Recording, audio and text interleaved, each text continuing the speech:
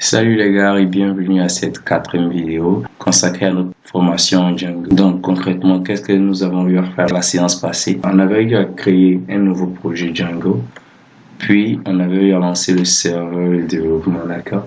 Donc pour ce faire, j'avais ouvert mon terminal local ici, puis nous avons eu à lancer la commande en Python manager py run server pour lancer notre serveur de développement. Donc je vais refaire ça. Python manage.py run server. Lorsque je vais lancer ça, vous allez voir que, comme on a eu à le faire à la séance passée, notre serveur de développement est lancé à l'adresse 127.0.0.1.2.8. Donc je vais dans mon navigateur ici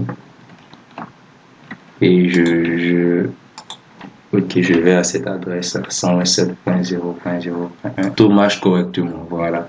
C'était à cette étape-là qu'on avait stoppé à la séance passée. Donc je reviens là et aujourd'hui on va essayer de progresser un peu plus pour qu'on puisse au moins faire le traditionnel hello, d'accord? Donc quand tout marche correctement, nous allons essayer maintenant de créer une nouvelle application. Voilà. Je parlais de projet, maintenant je prends un nouveau terme qui est application.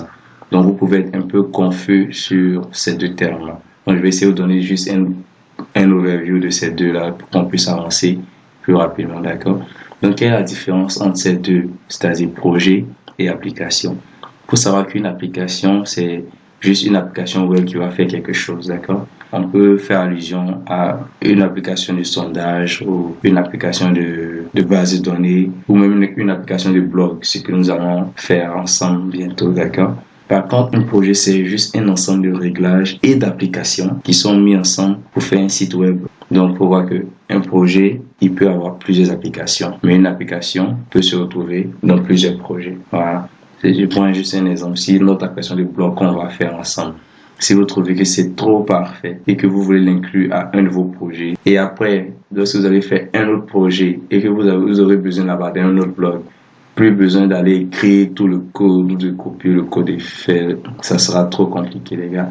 Donc, Django nous donne la possibilité même de prendre déjà ce qui a été déjà écrit et d'utiliser directement dans notre nouveau projet. Mais vous allez voir ça plus tard, d'accord?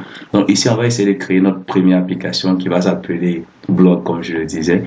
Donc, pour ce faire, on va créer on va ouvrir plutôt un nouveau terminal, puis on va lancer une commande pour créer l'application. La commande pour créer un projet, c'était juste Python manage.py start project et le nom du projet. La commande pour créer maintenant une application sera à peu près pareil. C'est Python manage.py start app et le nom de l'application, d'accord? Donc on va juste essayer d'exécuter ça. Python manage.py start app et le nom de l'application. On a dit notre application va s'appeler blog. Voilà, on fait blog et on exécute. Ici j'ai déjà exécuté et j'ai eu ce rendu là. Normalement vous devez avoir aussi le même rendu, d'accord? Vous devez avoir le même rendu, les gars. Donc si vous avez cette structure de dossier là, alors on est ensemble, on est sur le bon chemin. Sinon essayez de revoir, essayez d'aller en arrière pour voir ce que vous avez manqué, pouvoir continuer avec nous, d'accord? Maintenant, on doit pouvoir écrire notre première vue. Voilà. Pour écrire une vue, on va venir dans views.py ici, qui est déjà ouvert, et on va importer HTTP response du module django.http. Donc, from django.http import HTTP response. Je fais toujours des erreurs ici, hein. Response. HTTP response. Ok. Là, c'est tout. Après avoir importé HTTP response de Django.http, on va maintenant écrire une nouvelle fonction. Ok. Ok, ça c'est la fonction de vue en fait. Voilà. La fonction qui va nous retenir notre hello world. D'accord. Donc, on va appeler notre fonction comme index, puisque ça c'est notre index page. Et afin d'avoir au moins un élément en paramètre, on va appeler ici request. D'accord? Et je pense que vous êtes familier avec cette écriture. Ce n'est que du Python. D'accord? Et on va retourner return HTTP, un HTTP response auquel on va donner le paramètre hello world. Là, on est bon. Et donc, pour appeler maintenant cette vue, on va essayer maintenant de l'associer à une URL en fait. Et pour ce faire, on doit configurer l'URL config de cette application-là. Donc, on n'a pas de fichier URL ici. On va devoir juste en créer un. Donc, on fait new file et on doit l'appeler urls.py. Notifiez aussi que le urls.py ici a le même nom que urls.py ici.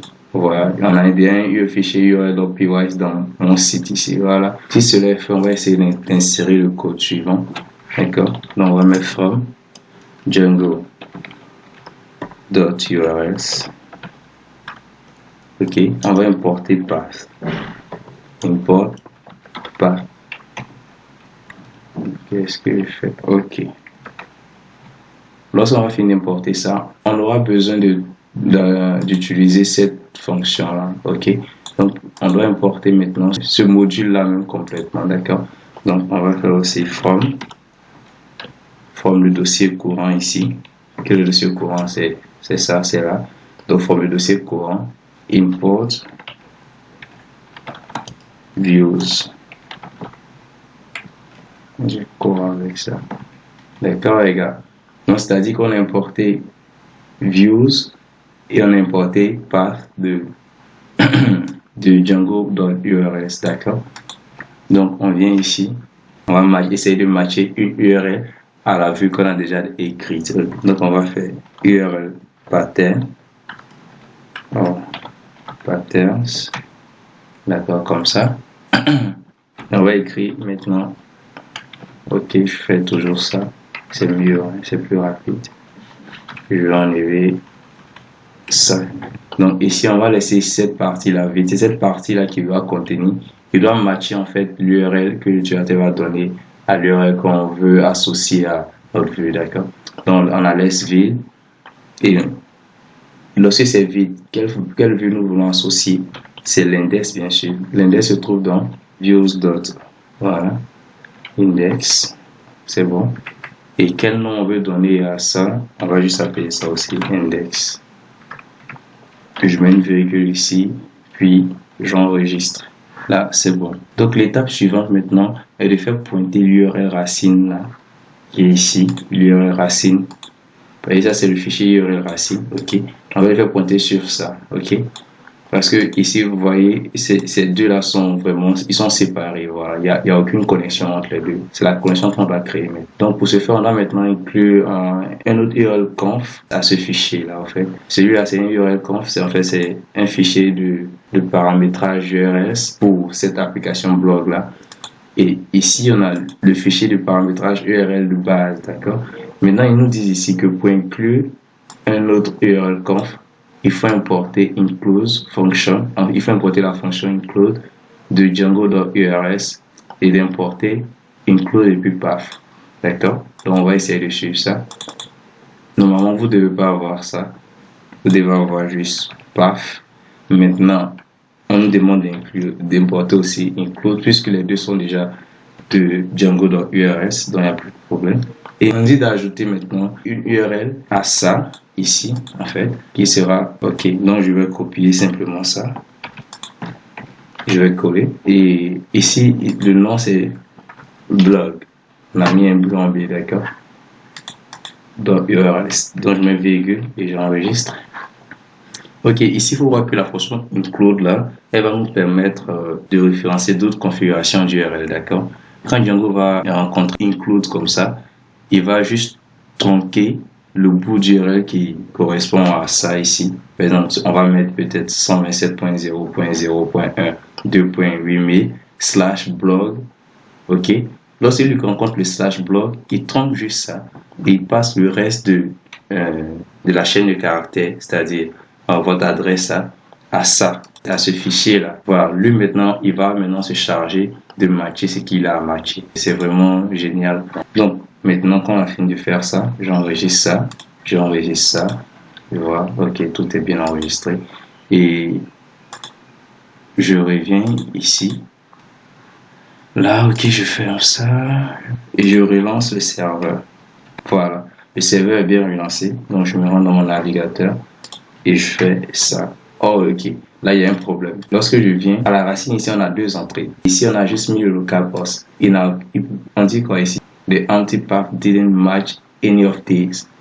Vous voyez, ici, il n'y a rien en fait derrière. C'est juste comme ça en fait, si on peut le dire. Donc, il peut pas associer ça à l'un de ces deux-là. Donc, qu'est-ce qu'on doit faire? On a juste associé le blog qui est là. Donc, je fais ça. Je fais ce que je fais. Voilà. Je colle et je lance. Voilà. Notre Hello World est là. Donc, qu'est-ce qui s'est passé? Donc, je vais copier tout ça. Et je reviens ici. Qu'est-ce qui s'est concrètement passé? Je fais un commentaire. Voilà.